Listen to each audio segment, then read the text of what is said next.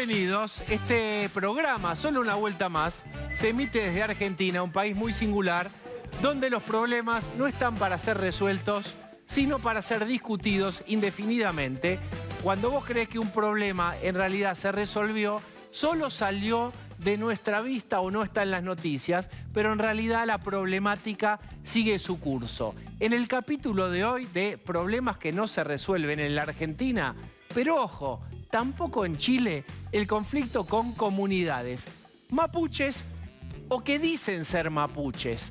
Hoy, un fallo inédito de la justicia federal. El ejército argentino deberá entregarle, si esto no se revierte, en 60 días, un predio en Bariloche de la Escuela Militar de Montaña de los años 60, muy importante, dicen, para la formación de quienes deben custodiar esa zona de la Patagonia. Deben entregarle a una comunidad mapuche ese predio y 180 hectáreas. Hoy le preguntaron a la vocera Gabriela Cerruti qué pensaba del tema, porque en el medio está el Instituto Nacional de Asuntos Indígenas, el Estado. Y del otro lado está el Ejército, el Estado. El INAI quiere que le devuelvan y el Ejército quiere que no le devuelvan. Dos del Estado. ¿Dónde se para el Ejecutivo? ¿Qué piensa este gobierno? Mirá. Una postura del Poder Ejecutivo Nacional en este sentido. ¿Van a tomar partido desde la Casa Rosada en esta situación en particular o a partir de esto? Gracias. No sé de qué fallo me estás hablando, perdón la ignorancia. Bueno, hubo un reconocimiento que acaba de apelar el Ejército Argentino nuevamente, sí, porque le están entregando o le están devolviendo, según la mirada que quiera darle a la cuestión, tierras a comunidades mapuches que, insisto, no reconocen la soberanía y en detrimento se le están sacando territorios, perdón, ministra, se le están sacando territorios a instituciones nacionales que dependen directamente del organismo central. No, hacer una cuestión entre ejército y mapuches me retrotrae a la conquista del desierto. Retrocedimos 200 años atrás. Entonces, nosotros no vamos a hacer una cuestión entre ejército y mapuches, la cuestión de los pueblos originarios y de las tierras que le corresponden y que tienen que ver con la particular forma de conquista y colonización que tuvo Latinoamérica, y Argentina no escapa a esa particular forma de conquista y colonización que se juzgó, usted sabe, y se le arrebataron las tierras a los pueblos originarios. Forma parte de una discusión nacional, está contemplada en leyes, está contemplada en la Constitución Nacional, y es un debate que nos tenemos que dar con la profundidad que nos tenemos que dar y no sosteniendo en eslogans. Bueno, muy bien. La conquista del desierto. Volvimos ahí. No hay que volver, dice Cerruti, pero volvimos. Estamos ahí. La particular forma de conquista de esos territorios, dice la vocera. Vamos a decir que esto es muy importante porque, en definitiva, lo que te está contando Cerruti, a la que un poco la toma por sorpresa el fallo, es conceptualmente donde se para por lo menos una buena parte del gobierno. Ahí, en la reivindicación de esos, dicen, derechos ancestrales a esas tierras, porque, dijo Cerruti, todos sabemos cómo se conquistaron esas tierras. Volvemos a la polémica. En Argentina los problemas no se resuelven, se siguen discutiendo. Todo esto ocurre en el contexto donde hay seguramente comunidades que reclaman derechos legítimos y otros que se disfrazan de mapuches y hacen actos vandálicos. En Mascardi matan animales, roban herramientas, vandalizan casas, aterrorizan a los que viven ahí, y el Estado argentino, quizás también un poco bajo el paraguas conceptual como el de Cerruti, deja hacer, no se mete con el asunto como se tiene que meter. ¿Qué es lo inédito de este fallo? Porque vienen pasando cosas. Sin embargo, hoy hay un fallo que marca un antes y un después. Acompáñenme a entender exactamente de qué hablamos. Voy a visitar a Lucía Salinas. ¿Qué tal, Diego? ¿Cómo estás? Buenas noches. ¿Qué es lo inédito de hoy? Vamos a ver primero dónde quedan estas tierras que hoy están en discusión. Mirá, vamos exactamente acá. Mirá la zona estratégica en la que se encuentra la Escuela Militar de Montaña del Ejército. Un predio estratégico que está por ahora en manos del Ejército Nacional, pero que el 28 de junio, si todo esto sigue de esta manera, van a tener que entregárselas al INAI para que el INAI se las dé a esta comunidad que se autodetermina como un pueblo originario, como mapuche. Instituto Nacional de Asuntos Indígenas. Que también depende del Estado Nacional. Pero vamos un poco ¿A dónde surge esta discusión? Esta es una historia quizás conocida que tiene que ver con una comunidad que se reconoce como mapuche y que reclama sus derechos ancestrales, algo que figura en la Constitución Nacional. ¿Qué sucedió? En esa zona que veíamos recién en el mapa, fueron a ocupar un conjunto de tierras. Ocupar, dice el ejército, que dice esta comunidad, fuimos a tomar posesión de lo que nos corresponde. ¿Por qué? Porque el ejército le fue otorgado estas tierras en 1937 y opera allí desde la década del 60. Pero lo que esta comunidad dice, nosotros somos antecedemos a esa fecha, con lo cual nos tienen que reconocer que esa tierra nos pertenece. Habían montado una suerte de huertas, habían levantado algunas estructuras que el ejército las desmantela, porque el ejército está reclamando. ¿Cuándo ocurrió eso? Esto ocurrió hace pocos meses. Por eso van a la justicia, presentan una acción de amparo en la Justicia Federal de Bariloche y la jueza Silvina Domínguez, que es subrogante de ese lugar, les da la razón. Y acá tenemos lo inédito, porque fallos judiciales donde se reconocen derechos ancestrales ya se conocían. Lo inédito y lo que despertó la alerta en la justicia en la Patagonia es esta parte de la resolución. Es el otorgamiento de tierras, no solo el reconocimiento del derecho ancestral, sino también la cesión de titularidad de la tierra. Mirá lo que dijo la jueza. A ver. Se instrumenta el reconocimiento definitivo e incondicional de la propiedad comunitaria mensurada como de ocupación tradicional, inscribiéndola como tal en los registros públicos y extendiéndose un título de propiedad comunitaria. Acá te hago una pausa. Lo que dijo esta comunidad es, a nosotros el INAI nos dio un papel y nos dijo que nosotros somos dueños de esta tierra.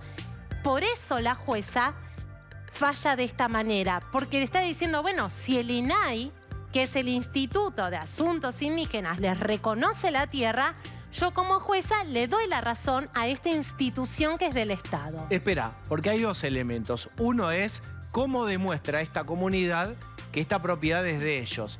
Pero después hay una cuestión de tiempos procesales. La Cámara dice ahora, le doy la razón a la comunidad porque el ejército, a través de su abogada, no presentó en el tiempo que correspondía su apelación. Bueno, es decir, hay una cuestión de proceso, de tiempos, no de argumentos técnicos. Bueno, mira lo siguiente.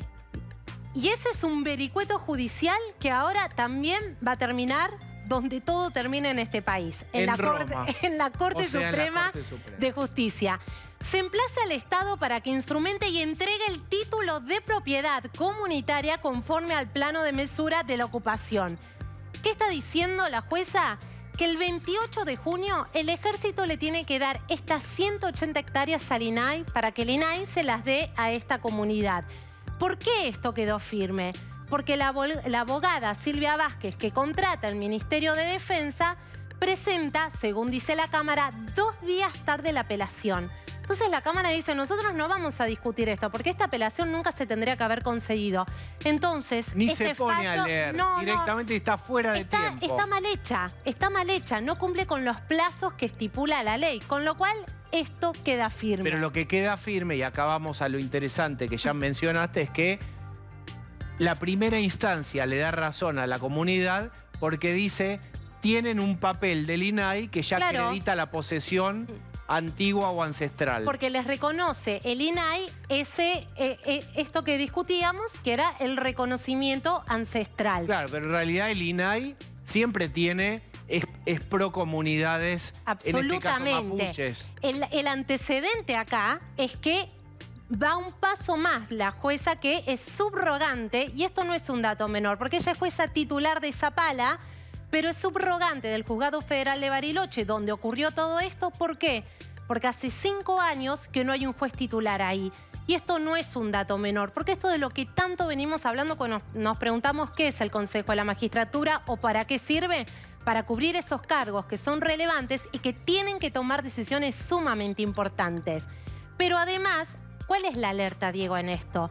Que con este fallo se sienta jurisprudencia. Exactamente, es decir, hay 50 reclamos en toda la Patagonia de comunidades que le reclaman al Ejército y a parques nacionales tierras como estas 180 hectáreas bajo los mismos argumentos. O sea, lo que Hasta podría ahora, pasar es que podría haber otros fallos también en el mismo sentido. no, es que ahora todos estos 50 reclamos judicializados pueden ir a la justicia, valga la redundancia, Y decir, miren el fallo. Mire, acá tenemos un antecedente. Si esto ocurrió con estas 180 hectáreas, también hay que considerarlo para nuestros reclamos. Bien. Un fallo inédito que sienta un precedente peligroso para 50 reclamos y las tierras de quienes son de parques nacionales, del Ejército, del Estado. Bien, ¿y quién es el Estado para vos?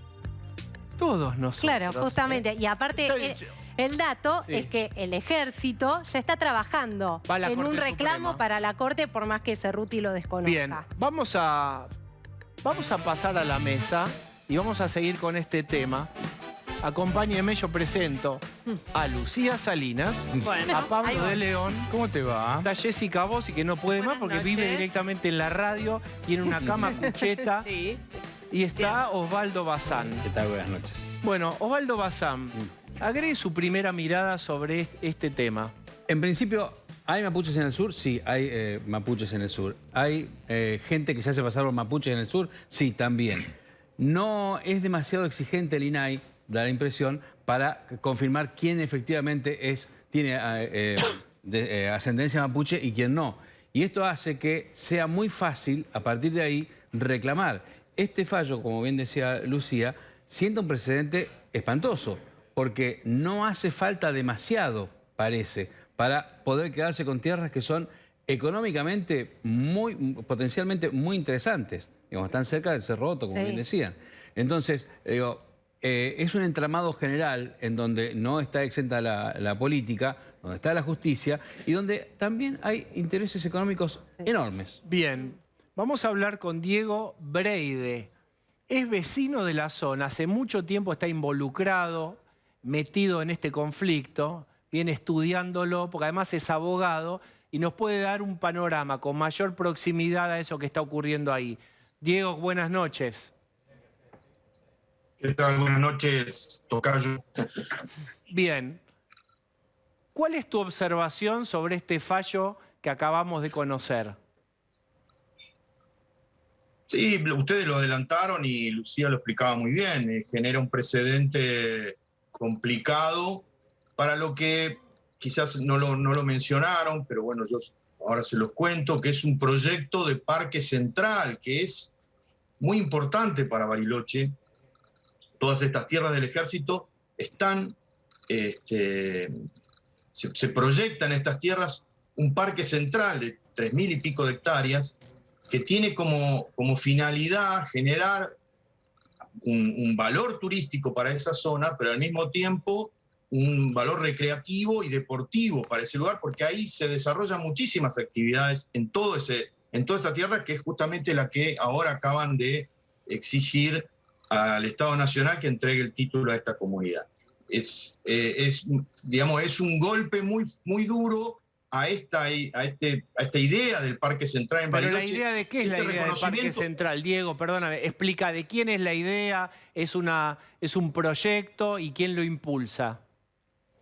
El proyecto es una ley provincial, está reconocido ya en una ley, y el proyecto es la niña de los ojos de la gobernadora Arabela Carreras. Ella, cuando era legisladora, comenzó con toda esta idea, apoyada por los barilochenses y también yo entiendo que por la gente del Ejército, que está de acuerdo con una finalidad para estas tierras que tenga ese objetivo, digamos, que tenga un aspecto deportivo, recreativo y sobre todo turístico y un desarrollo económico en ese lugar que le va a dar mucho trabajo. Esto está en el corazón de Bariloche. Esto es Bariloche, pero en el centro de Bariloche. No es una cuestión alejada, reconocimiento de tierra en un campo, en la estepa o lo que fuere. No, esto es el centro de Bariloche. Eso está al Acá lado tenés del 2 Cerro lagos Otto, involucrados, ¿verdad? 4 cerros involucrados, 3 refugios en el medio y cantidad de gente que circula y transita y visita estos lugares. Bien, Diego, acá mis compañeros quieren charlar con vos. Lo último de mi parte en este segmento, que es apelo a tu condición de abogado. ¿Qué elemento técnico firme tiene la justicia para decir efectivamente es de esta comunidad? Estas tierras pertenecen ancestralmente a quienes están reclamando. ¿Qué papel, qué documento, qué herramienta hay? El documento es la resolución del INAI, no recuerdo el nombre, pero es una resolución creo que del año 2009, que hace este reconocimiento como lo ha hecho con otras comunidades y que ha traído muchísimas complicaciones en otras situaciones, en otros casos. Es una resolución, ellos vienen, mandan gente que trabaja en el INAI, van a la comunidad y hacen un relevamiento jurídico catastral y social, digamos, poblacional, sobre un relato único. Es decir, quien cuenta la historia es solamente la comunidad, no le preguntan ni al Estado provincial, ni al Estado municipal, ni a los vecinos, que muchas veces están involucrados dentro del mismo perímetro que luego les es reconocido a la comunidad, como suceden muchísimos conflictos de particulares que quedan metidos dentro de este reconocimiento de comunidades. Un caso emblemático y que ahora hemos tenido hoy justamente y mañana audiencias penales, no es un caso que lleve yo, pero es un colega, es el Buenuleo. En la comunidad Buenuleo hay 2 barrios metidos dentro de ese reconocimiento territorial. Y ahí está el conflicto, un conflicto social que cada vez se va agravando más.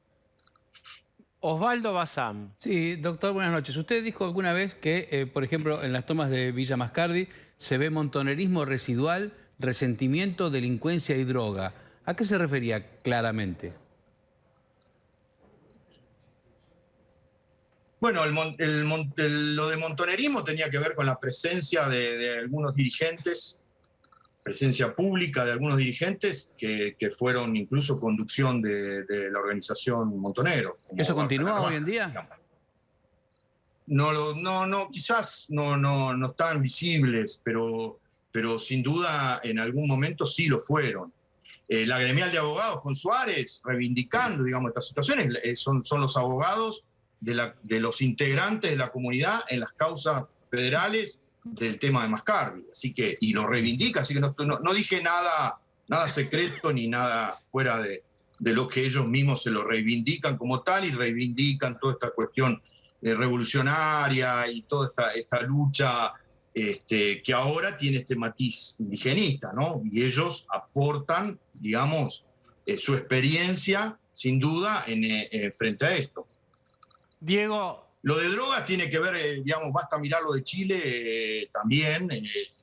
Está presente esta situación, lamentablemente, si no se toman medidas pronto, digamos, nosotros, los patagónicos, que estamos, digamos, conviviendo con toda esta situación, vamos a estar cada vez más complicados en las situaciones de violencia, que no es lo que ocurre con Ranquehue, quiero dejarlo aclarado. Digamos, Ranquehue va a la justicia, hace un amparo y tiene un fallo favorable y el ejército interpone el recurso 2 días después. Diego, esta comunidad es Milalonco Ranquehue. ¿Cómo la describirías? ¿Qué nivel de contacto tienen con ellos? Si es que tienen, uno también tiene que poder discriminar, si no es lo mismo, todas las comunidades no son iguales, hay gente que dialoga, hay gente que es violenta. ¿Cómo describirías a esta comunidad? Y si han tenido charlas o aproximaciones con ellos. No, la familia Ranquehue es una familia, y Milalonco son familias de viejos pobladores, como lo fue Buenuleo, como lo es Huiritray, como son los Inarés. Son familias que poblaron 100 años atrás, 70, 80, incluso más. Igual que mi abuelo, que vino en 1906 a la provincia de Chubut, y como tantos otros descendientes de galeses y de todos otros inmigrantes. Esta cuestión, yo cada vez que me preguntan, vuelvo a insistir sobre esto. La Patagonia no es solamente de las comunidades, como se pretende y como es el mensaje que quieren dar, incluso el Estado aporta a este concepto. La Patagonia es una combinación de aquellos descendientes de los pueblos originarios, tehuelches y los mapuches que, digamos, cruzaron la frontera 1800 y pico, y de la inmigración de 120 años. Entonces, el problema social que se genera y que las autoridades no lo ven, es que vos no podés hacer tabla rasa con todo esto y decir a partir de ahora empezar a reconocer porciones de tierra sin importarte los 120 años de poblamiento, Porque ahí tenés gente que tiene su casa, tiene su campo, tiene su emprendimiento, tiene todo lo que, las ciudades mismas, como es el caso... Como Pero este caso de perdóname, Diego, la comunidad de última. Ranquehue. No sé si escuchaste a la vocera presidencial, o hablaba de la particular forma en la cual se realizó la conquista del desierto. Se refiere, por supuesto, a violaciones a los derechos humanos, cuyo concepto en ese momento no existía, pero de todos modos sí fue sanguinaria. Se retrotrae a esa conquista del desierto. ¿Cuál es tu mirada sobre esa mirada? Que sin duda hay cuestiones reales de eso y verdad. Ahora, lo que yo no puedo hacer es que porque fui despojado en el pasado, yo ahora me convierta en un despojador, que es lo que hacen mucho, en Mascardi, en Cuesta del Ternero. Vienen, te pegan un palo en la cabeza, entra y dice, no, yo no estoy usurpando, yo estoy recuperando lo que era mío, porque además yo pertenezco a un pueblo que habitaba en este lugar. Este es el argumento central y que lo repiten una y otra vez.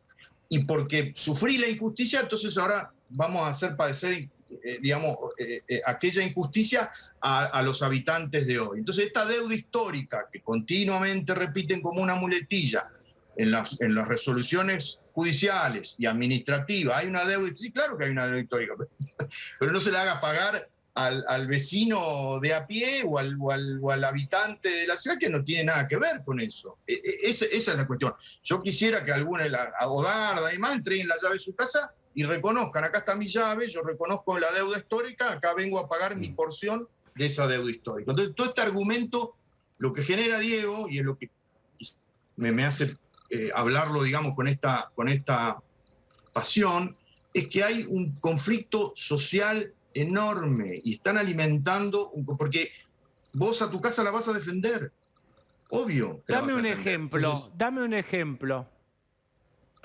¿Qué está pasando entre los vecinos con esto? ¿Cae bien? ¿Cae más o menos? ¿Cómo caen este tipo de fallos, este tipo de reclamos? No, obvio que caen mal, porque Bariloche, porque por lo que te decía, digamos, estas tierras están destinadas a que todos las disfrutemos. Cuando vos vayas a Bariloche puedas digamos, pasear por ese lugar y la gente que está acá lo mismo, y puede hacer actividades de esquí, de travesía, de esquí de fondo, de bicicleta, de motocross, de trekking, de todo esto para todo, digamos, abierto para todo, un parque abierto, ¿no? Y las no, autoridades, no, y las no autoridades que sea municipales exclusivo de un grupo, aunque sea étnico. Entonces, puede haber un reconocimiento, sin duda, pero acá hay 7 comunidades que reclaman. De un espacio de 3.500 hectáreas, hay 2.800 que son reclamadas. Y las autoridades... Si este fallo se replica en otras... Mirá, espera, ¿podés repetir ese dato, Diego, por favor? De 3.500 hectáreas, que es el espacio, digamos, del ejército, 2.800 son reclamadas por distintas comunidades. Yo no me equivoco, creo que debe haber unas 6 o 7. Lucía lo debe tener el dato porque seguramente se lo hemos pasado, digamos. O sea que Millalonco es un primer paso. Después vienen otras comunidades y vos tenés Cerro, Lago, Arroyo y Bariloche mismo involucrado en todo esto. Bien, La geografía patagónica. Está clarísimo cuál es el panorama y las consecuencias de que este fallo, si se sostiene, hay que ver qué dice la Corte Suprema, siente jurisprudencia. Muchísimas gracias, Diego. Gracias a ustedes, buenas noches. Osvaldo Bazán. Sí. No, estaba pensando cuál era la actividad de la municipalidad y la provincia, porque como decía recién nuestro entrevistado, es una zona de un proyecto interesante para la provincia, ¿no? Y efectivamente, después de tantos años, no puede ser que no podamos convivir. Y estamos hablando de una relación con grupos de gente que, en muchos casos, no reconocen al Estado Nacional. Lo cual, si no reconocen al Estado Nacional, ¿qué pasa una vez que le dan las tierras? Pero además... Digamos, ¿siguen siendo parte del Estado argentino? Ahí lo que sucede, hay como un... ¿Qué dice la ley esta que van a aplicar? Es, le dan la tierra al INAI, el INAI las escritura, no pasan a ser propiedad privada, porque para eso habría que expropiarlas, pero el ejército pierde la titularidad de esas tierras. Hay un dato de este espacio que se llama Consenso Bariloche, que ha relevado todos estos reclamos. Y lo que explica, lo que decíamos hace unos instantes, hay 50 reclamos de tierras públicas que son de 50 reclamos judicializados. ¿Pero de quién serían entonces las tierras? Porque si dejan de ser del ejército, pero tampoco se les dan con título escriturado, entre comillas, a esta comunidad. Quedan bajo una escritura comunitaria. Esto dice la ley. Quedan bajo una escritura comunitaria. ¿Qué es una escritura comunitaria? Que queda como bajo la custodia del INAI. Pero las pierde el ejército. Este es el dato. ¿Por qué? Porque así como el ejército ahora va a perder Pero si vos 180 querés poner hectáreas... cualquier actividad comercial o turística ahí, ¿el usufructo de esa actividad para quién va?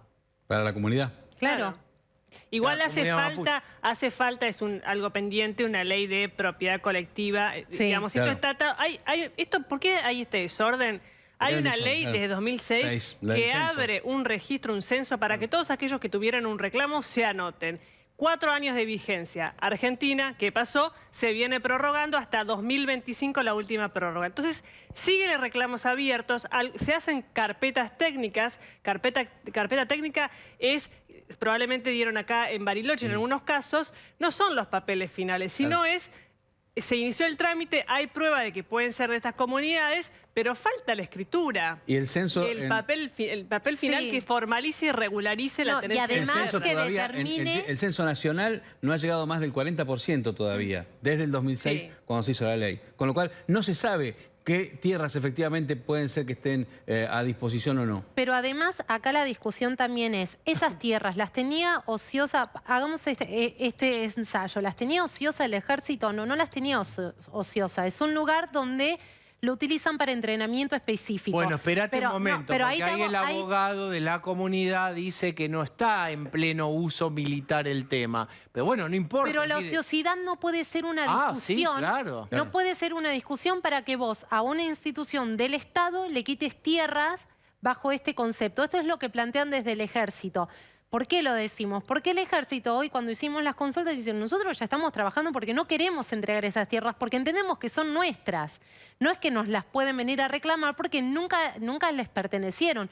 Son del ejército argentino y van a ir a la corte, esa misma corte contra la cual la CAM, por el kirchnerismo, organiza marchas para pedir la renuncia de todos. Bueno, esa misma corte va a tener que resolver y dirimir esta situación que involucra nada más ni nada menos que al propio ejército y a un organismo como el INAI, que es el que le da la potestad sobre esta tierra a esta comunidad. Y recordemos que el Esta es jefe de una la fuerza, el jefe de las Fuerzas Armadas es el presidente de la Nación. Por eso cuando Cerruti dice, no vamos a meter el ejército en esto, digamos, y siendo que, siendo que es la vocera del presidente, es el presidente el que es el jefe de las Fuerzas Armadas, con lo cual ya está. Y bueno, y el otro elemento, y para cerrar, es que hoy no hablamos de violencia, pero 5 minutos atrás, o 5 días, o puede pasar mañana, ojalá no, tendremos noticias de ataques violentos. No es una sola cosa, la comunidad mapuche, hay algunos que se dicen y son muy violentos. El problema acá, y lo que genera mucha irritación en los vecinos, es que frente a los ataques violentísimos, el Estado nacional, no el provincial, porque la gobernadora también estaba preocupada por esto, pero el gobierno nacional sesga a favor del INAI y no da respuestas. Se pone en este lugar, como pasa en otros países del mundo, como la conquista del desierto fue violenta, bueno, ahora no lo dicen de este modo, pero algún derecho tienen y si usan la violencia, no lo dirían nunca, pero lo que lo sobrevuela es esto, está justificada por aquello que sufrieron ancestralmente. Cerramos y suena el teléfono. ¿Aló? Ah, bueno.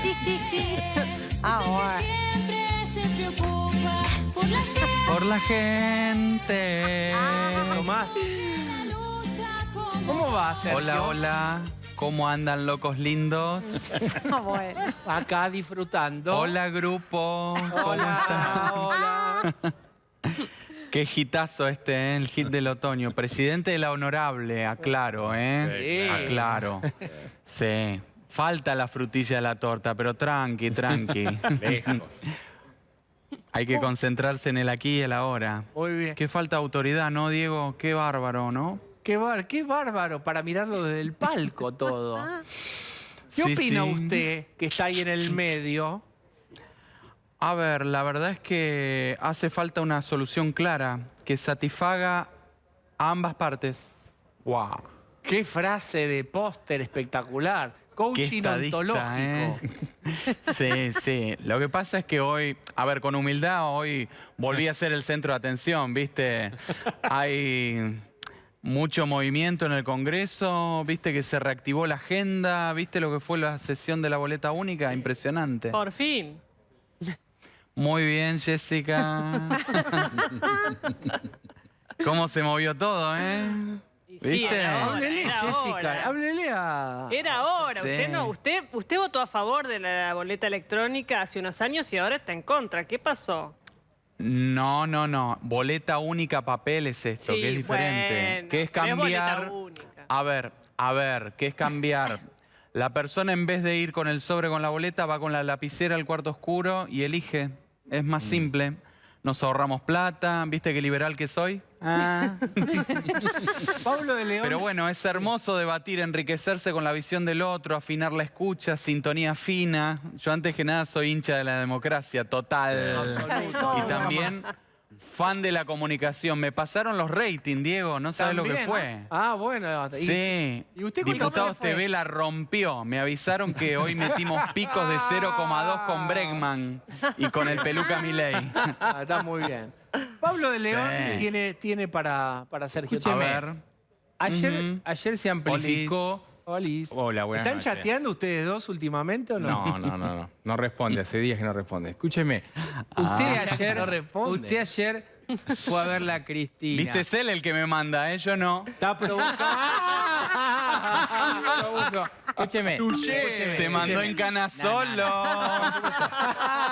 No. Escúcheme. Usted se fue a visitarla a Cristina. Se encargó de difundir que estaba con Cristina y que iba Sergio Salvador Massa a juntarse con Alberto. Y yo lo dije ayer, no pasó nada. Humo en esa cuestión de la mediación y no pasó nada. ¿Perdón? Mira cómo te hago la mirada Zulander. A ver. Pacificar es mi misión, Pablo. No sabes lo que fue cuando entré al depto. Yo Sí. me hicieron pasar ahí y bueno, escuché de golpe el... ¿Qué es eso? ¿Qué es el viento gélido? La pava. El viento patagónico. Yo dije, una pava, no era la señora que echaba humo por la nariz. Pero, a ver, Sergio, uno quiere saber. Pero en base al esperando. diálogo y la buena onda, la logré calmar. Me senté en ese sillón que tiene el living con respaldo de Capitoné finísimo. Ella está esperando Cristina que... pelea cabeza a cabeza en finura con Malena, ¿eh? Ah, muy bien. Dos locas de la decoración. Comparó a son. Cristina con Malena. Escúcheme, ¿qué está esperando? Usted no, digamos, puede asegurar, ¿qué está esperando Cristina? Que Alberto Fernández levante él el teléfono y entonces llame, digamos, el que llama al otro es el que se somete al otro. No, a ver, la verdad es que Alberto es una persona muy comunicativa. Bueno, cuando yo salí del depto de Cristina, enfilé para Casa Rosada. Bueno, llegué a las 12, él no estaba. Lo tuvimos que despertar medio al gordo, pero nada. A ver, él cuando se empodere la va a enfrentar, quédate tranquilo. Gracias, Sergio. Sí. Gracias. ¿Cómo Les le recomiendo dicen? que vayan a ver a Mami Mo al teatro, que la rompe con Julio César. Está bárbara. Una obra que habla del poder. Muy bien. Qué droga tan adictiva esa. Adoraciones, los amo. Gracias, Sergio Tomás. Bueno, mañana habla Cristina. Mañana habla Cristina y quiero compartir con ustedes el, no diría flyer para hacerme el canchero, si digo póster soy viejo, pero de qué modo se presenta esta exposición de Cristina. Atención, porque el título dice mucho. Estado, poder y sociedad, con T pongo yo, la insatisfacción democrática. La insatisfacción democrática. Recuerdan que esto no es nuevo en Cristina, viene diciendo que el zapatito de la democracia entra apretado en el pie nuevo del nuevo ser y que esto es de la Revolución Francesa y que ella tiene algunos proyectos nuevos para si queremos escuchar. Te quiero mostrar algo de lo que es la insatisfacción democrática de este momento. Fíjate cómo se convoca al acto en el Chaco a través de Twitter. Mañana habla Cristina, recibe el título de doctora honoris causa de la universidad, bla, bla, bla, en Resistencia Chaco, seguila. Pero mirá qué cuenta está convocando al acto de Cristina. Unidad Ciudadana. La marca nueva. ¿Y el Frente de Todos? No hay más. Y una foto del 2017, ¿no? La campaña una que antigua usó foto. Claro. esa elección. Exactamente, o sea, Unidad Ciudadana, lo que contábamos hace unos días, la división del bloque, el bloque donde están los más fieles de ella, salvo Recalde que tiene que ir al otro lado, porque si no, no justifica porque está en el Consejo de la Magistratura. Unidad Ciudadana, o sea, el Frente de Todos, no humor, ¿entendés? Esto es lo que está pasando en estos días con las diferentes acciones, tanto de Cristina como de Máximo. Bien, hablando de Máximo y de acciones, hoy hay una novedad, que es para mostrarse proactivo y con la obsesión de que el poder adquisitivo suba, porque es el gran problema, es que perdemos en 2023 si no tiramos plata a la calle ya, esto se pierde. Máximo hizo un anuncio, y atención, porque también es una forma de ir contra Guzmán. Atención lo que va a contar Jessica. Sí, acaba de presentar un proyecto de ley en la Cámara de Diputados donde básicamente lo que hace es anticipar el pago del salario mínimo vital y móvil de este año. Ya se había dado el aumento, lo que pasa es que se da de 45% en distintos tramos. Lo que propone Máximo Kirchner, ese es el proyecto que tiene su firma como la primera de todos, como autor del proyecto, y básicamente lo que propone es que en lugar de terminar de pagarse todo el aumento en enero del año que viene, esto se haga, se corran las fechas y se termine de hacer en agosto de este año. Es decir, que la plata llegue antes a los bolsillos. Y esto modifica en que el salario mínimo vital y móvil, por ejemplo, estas subas está también atado a la suba de la UH y de otros beneficios sociales. Es un efecto en cadena, esta cosa de lo que pretende el kirchnerismo y Máximo es plata en los bolsillos de la gente ahora mismo. Bien, ¿cómo? Bueno, Sí. Del otro lado del ring, en pantalón oscuro, el déficit fiscal, Sí. y Guzmán ahí teniendo que hacer equilibrio con el rumbo, la hoja de ruta del Fondo Y Monetario. es lo de después, esto viene después de ayer, donde Cristina felicita al compañero Palazzo por la paritaria, con lo cual esto también te determina que los que ya negociaron paritarias, incluso en cuotas, Comercio tiene un cierre espectacular que le va aumentando casi todos los meses un 10% o un 12%, esto pone todo esto en crisis. Y también es una respuesta del cristinismo a decir, bueno, ustedes dicen que no proponemos nada, estamos proponiendo. Y ¿El proyecto firmas, dice de dónde sí. sale el dinero? No, No. lo paga el empleador porque el salario... No, bueno, pero el Sí. Estado tiene que pagar porque para la UH y demás, todo eso. no. Las firmas, mencionabas a Palazzo, está Palazzo, y están los diputados que responden a Juan Grabois, es decir, Y está Hugo Yasky, Vanessa Sile, y se está mostrando directamente con el kirchnerismo más duro en apoyo. Pero si las empresas a tienen que pagar esto, digo, va a haber más inflación, van a trasladar el costo a Pero sus le estaban productos. pidiendo a Alberto que aumentara, cuando estaba la discusión de los paritarias, que aumentara el salario por decreto. Esto es algo que quería el cristinismo y ante el no de Alberto sale este proyecto. Con un elemento más. Mañana estos son los diputados. Sí. Mañana los senadores van a hacer una presentación que no están diciendo qué, pero es por la mañana. Mayans, Anabel Fernández Sagasti están haciendo una presentación para mostrar reformas del tema previsional. No, como es el cristinismo, que es todo sorpresa, todo silencio, todo oscuro, no sabemos si es aumento a jubilados o qué, pero vuelve a ser otro proyecto que modifica de la misma manera partidas que tendrían que definir, con lo cual están diciendo, Guzmán, distribuí la riqueza. Si hablas de crecimiento, distribuíla y ya. Bueno, el tema es que acá vos ves al Congreso kirchnerista impulsando distribución desconectada del ministro de Economía, que es el que debería decirte de dónde va a salir ese dinero. Claro. Es la gran cuestión y es otra forma también de imponer agenda y otra forma de esta pelea gigante que paraliza el rumbo o genera incertidumbre. Para ayudarnos a pensar esto está Pablo Tousón, politólogo, uno de los directores junto con Federico Zapata, de Escenarios. Así es. Autor de hits como Cristi Exit y Pimpinelismo de Estado. ¿Cómo estás? ¿Cómo están? ¿Todo bien? Bien. Pregunta oftalmológica, ¿cómo la ves? La pregunta, ¿no? De los cafés de la política. A ver, ¿La de mañana o en general? En general, gran plano general. Bueno, gran plano general, la verdad que lo que está sucediendo ahora es una descomposición. El gobierno es una, sobre todo la autoridad presidencial, no es una manteca que se derrite al sol. Y eso es un fenómeno autogenerado. En un punto, Bernie tiene razón que Alberto es co-culpable de este fenómeno, pero sobre todo lo que es insólito, y yo creo que nunca se vio ni siquiera en la época de la Alianza, es esta especie de gobierno o de opogobierno metido adentro, ¿no? Sobre todo cuando uno ve la perspectiva y lo que falta para la resolución política de esto, que serían las PASO el año que viene. Entonces, el tiempo para mí marca todo, ¿no? Un año y 2 meses, por lo menos, para el que empiecen a hablar de las listas, ¿no? Exactamente. Sí. Bien, claro. La pregunta del millón es, ¿qué quiere que pase, Cristina, con el asedio legislativo y el asedio verbal y comunicacional todos los días? Alguien le pega a Alberto Fernández. ¿Quiere que vos planteas el Cristi Exit? Nos vamos como se fue a Inglaterra Lo que está logrando de por sí ya hoy es quedar como opositora de un gobierno del que es vicepresidenta. O sea, ya hoy, sosteniendo este bullying sistemático diario, en 2-3 meses, supongamos que nada suceda, que mañana sea el informe Rachtenbach del 2012, o sea, que haga así y baje, y que al final no sea lo que es el golpe mañana, ¿no?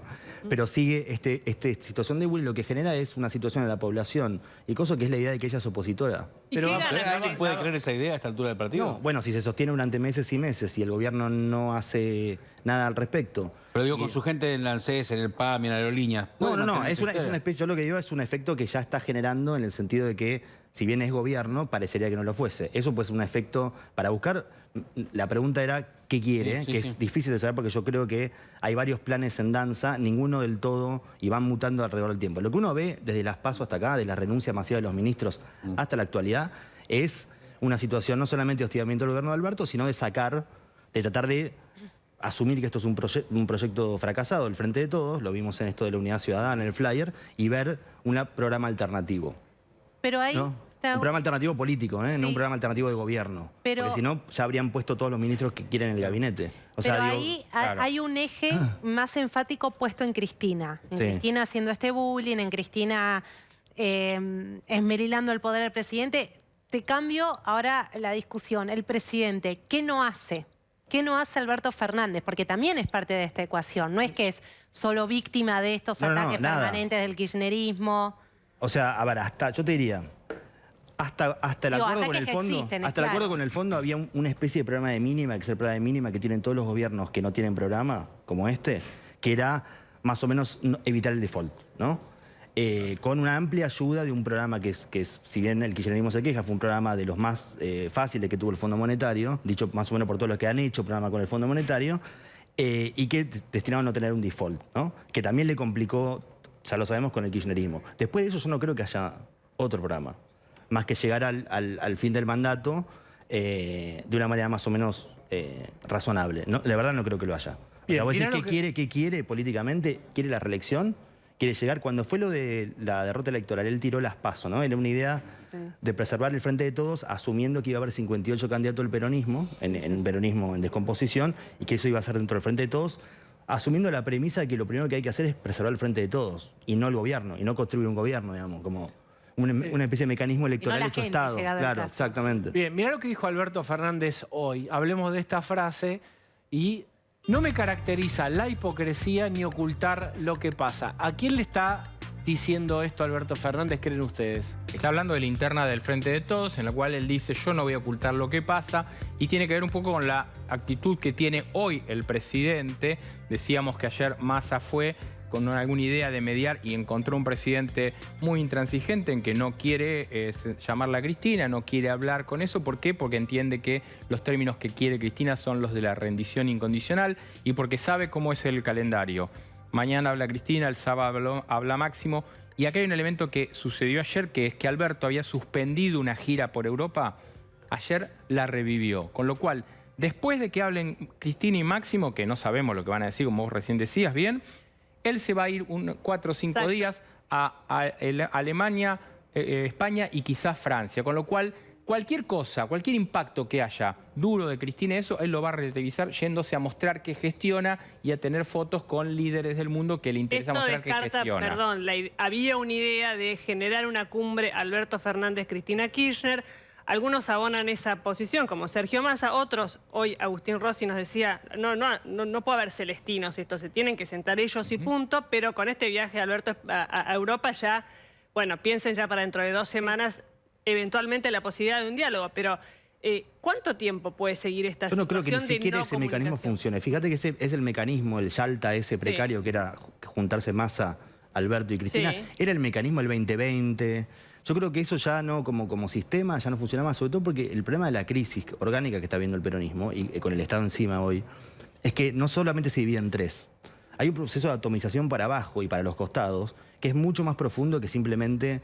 Porque como no existe el albertismo precisamente, digamos, no es que hay un marco ordenado. Siéntese así, acá te enseñamos a sentarte como corresponde. Más rotado para el otro lado. Mira acá. Así te ve tu madre, así te ve tu madre y siento orgullo. Digo, el proceso que está sufriendo el peronismo en el Estado y por ende la Argentina con el peronismo, es mucho más profundo que simplemente una pelea entre 3. Porque yo creo que para abajo y para los costados, me refiero a los gobernadores y demás, la conducción tampoco está cerrada. Entonces un proceso de atomización profundo. ¿A quién deberían juntar? ¿A 3 o a todos? ¿Qué pasa con la CGT? ¿Qué pasa con los gobernadores? ¿Qué pasa con los territorios de los intendentes? Entonces es tan complejo el escenario que ni siquiera pienso que se puede resolver en una cumbre de arriba, ¿no? Y además ya se vio que no funciona. Pero si no hablan entre ellos dos, menos van a hablar entre todos ellos. No, por eso. Yo creo que no tiene resolución. Pasa que tendrán que resolverlo para dar una oferta al 2023. Sí, será otra, pero no será otra. Bien. Miren, Martín Guzmán, le preguntaron a Cerruti por una versión que era: ¿están llamando a Roberto Lavagna? ¿Es verdad? ¿Qué dijo Cerruti? Consultarle acerca de una noticia que trascendió en los últimos días en algunos portales, donde se señala que desde el Gobierno Nacional se habría sondeado a algunos referentes expertos en economía, inclusive a exfuncionarios de otros gobiernos para reemplazar al ministro de Hacienda. Es falso. Gracias. ¿Alguna otra pregunta? ¡Epa! ¿Perdón? Yo le digo que es falso. Bueno, muy bien. Digamos, nadie estaba obligado a declarar en su contra. Si el gobierno dice, sí, es verdad, lo tanteamos, pero no quiso Roberto. No, para más nos mandó a hablar con el hijo. El mayor respeto para el doctor Lavagna, que respeto mucho, pero es cuando se te acabaron las ideas, digamos. Es como, incluso si sondean a Lavagna, y Lavagna naturalmente le dice que no, porque en este contexto no funcionaría ni Milton Friedman ni Keynes, digamos. Políticamente no hay forma de que funcione el ministro de Economía. Ese es el problema. Ni siquiera te diría uno de Cristina. ¿Cómo ves al kirchnerismo, digamos, a kirchneristas no pudiendo hacer kirchnerismo? Porque todas estas ideas que contábamos, Jessica, Pablo contaron, son ideas de diputados y senadores, o iniciativas de distribución, diría el Cuervo Larroque, de justicia social que a este gobierno de Alberto no tiene. Sí, pero a la ¿pueden vez hacerlo? Son como iniciativas de opositor. Celebrar la paritaria, todo parece que no sos el Estado. Exacto. ¿No? Digamos, como que en general, digamos, el Estado siempre tiende a ser prudente con la celebración de la prueba paritaria, salvo en contextos de hiperexpansión, como fue el Ministerio de Trabajo de Tomás en los años 2000, ponele que la Argentina crecía 10% y bueno, ahí sí puede celebrar la paritaria. Pero en un contexto inflacionario mejor pasarla por abajo, ¿no? Permítanme, voy a volver a Pablo Toussaint, pero está Mario Negri desde el Congreso. Allí se está hablando por primera vez, se puede hablar de boleta única. Hola Mario, ¿cómo estás?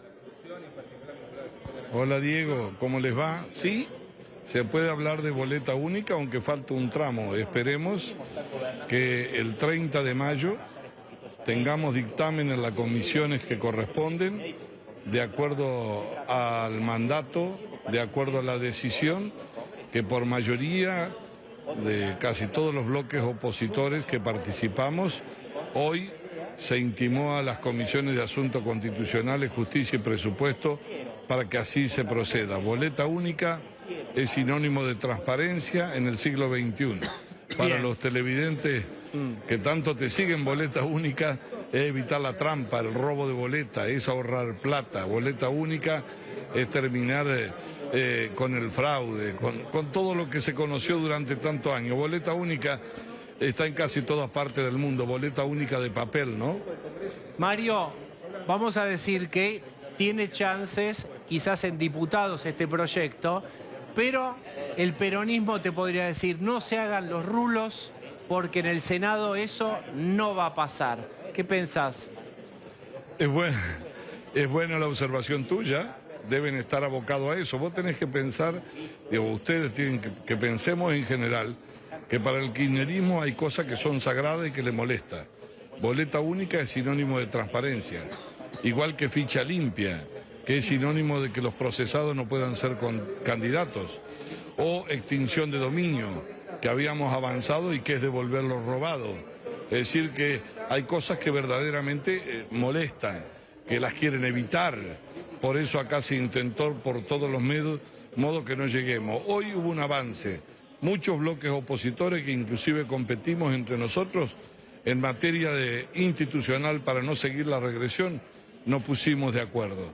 Eso no quiere decir que todos los días vamos a votar igual, pero hay que tener presente en temas comunes, serios, que hacen al país, que tenemos que poner de acuerdo. Y el segundo tema que estoy muy contento es que se hayan encendido las luces del Congreso, estaban apagadas. El Congreso estaba cerrado y no puede suceder eso. Así que hoy se abrió, fruto de esta presión, y además se incorporaron otros temas que están vinculados a distintos sectores de la sociedad. Así que Congreso abierto, se instaló lo de boleta única, hoy, mañana o pasado va a ser inevitable, como será inevitable en algún momento ficha limpia y será inevitable extinción de dominio si es que queremos un país en serio, ¿no? Pablo. Negri, buenas noches. Usted como líder parlamentario de la UCR o en Juntos por el Cambio, ¿hablaron con Milei y los libertarios para que los acompañen en este proyecto? No, bueno, ellos no participaron, pero ellos votaron. Creo que sí, no tengo que ser justo, me parece que votaron ¿hablaron para igual eso? Que nosotros. No, yo personalmente no, pero había otros que eran responsables de hablar con otros bloques. Nosotros hicimos ayer una reunión de un grupo de bloques importante, pero normalmente ellos tienen una posición de bloque que se mueve muy en soledad, ¿no? Es decir, la respeto, cada uno hace lo que quiere. Acá lo importante son los hechos. Los hechos es que hubo 132 voluntades y 116 que dijeron que no y que se oponían. ¿Vos sí? Sí, ¿usted cree que de alguna manera la oposición retoma la iniciativa porque estaban en una especie de pantano todos peleándose en la interna hace apenas unos días y ahora logran realmente hacer presión en el Congreso de la Nación, en la Cámara de Diputados, imponer un tema de agenda? ¿Usted cree que cambió eso y qué otros temas tienen pensados en avanzar? Yo soy prudente, ni creo sobre expectativa.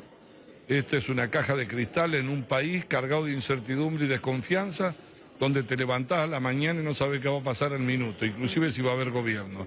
Entonces soy prudente, tengo experiencia. Perdón. ¿Y va a haber gobierno? Yo no diría eso delante de periodistas. ¿Cómo? ¿Podés repetir, Mario? No digo si va a haber gobierno, porque se puede estar gobernando y no gobernando, que es lo que pasa ahora. Acá hay un desgobierno, eso está claro.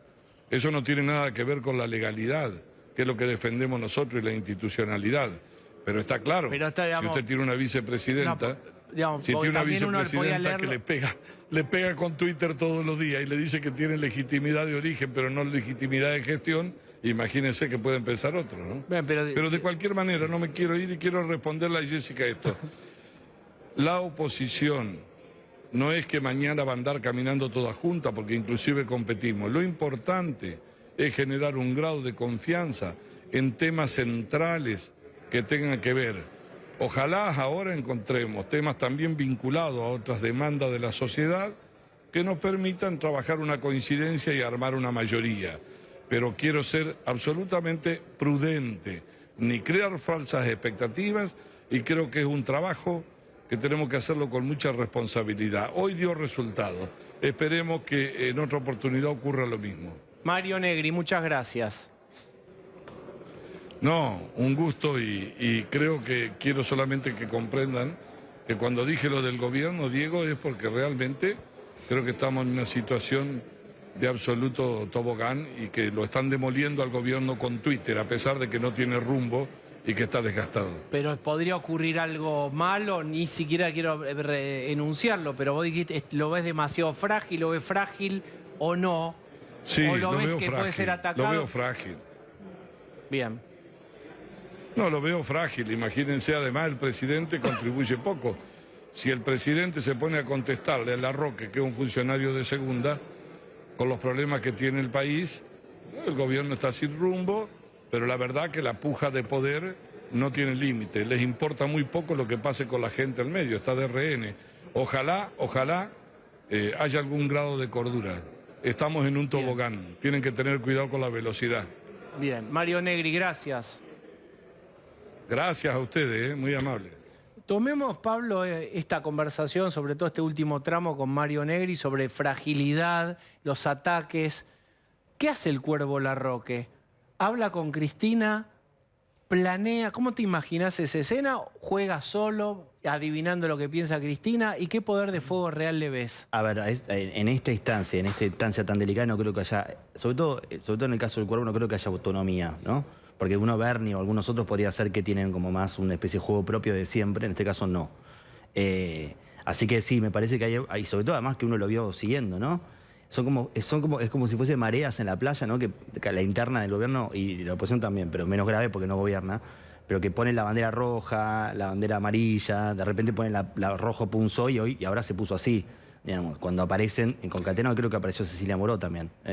Sí. Digo, y se sigue. Entonces ahí la pregunta es esta como ya nos habituamos al bullying más o menos cotidiano, decimos, ¿es diferente o no? Digamos, Si vos decís ¿implica bullying, algo distinto o no? Claro, digamos, bullying te lleva a un mundo. Si decís golpe blando es otro mundo, golpe de palacio es otro mundo. ¿Cuál es qué habría que elegir acá? Todavía no lo sé. Lo que sí es verdad es que esto, digamos, yo creo que el beneficiario indirecto o quizá directo es Milei, ¿no? Porque este espectáculo, esta especie de internódromo, parece en la década del 60 en la Argentina azules y colorados, ¿no? Que era tan fuerte los militares que la gente veía su interna casi, no sé si por televisión, pero digo, la veía lejanamente. Hoy lo que más produce estrés en la Argentina a todo nivel es la política y sobre todo el gobierno nacional. O sea... Finalmente, ¿vos tenés medido con tu consultoria escenarios, este clima, sí, lo que genera la interna? A niveles 2001. Sobre la política a niveles 2001. ¿Qué? Después que no tenga esa resolución es otra cosa. La opinión sobre la política, la opinión sobre... la historia, la política como en general, digo, no solamente el gobierno, claramente, principalmente el gobierno, pero no solamente, y eso es un problema. ¿Qué cosa exacto igual a 2001? La percepción sobre el futuro, la percepción sobre la capacidad de la política y de la crisis de poder resolverse, la imagen, supuestamente, si vos medís en términos de los problemas, ¿no? Aparece inflación claramente primero, aparece corrupción, ¿no? Corrupción, ¿qué es corrupción? No es la corrupción de la calle, no es la política, ¿no?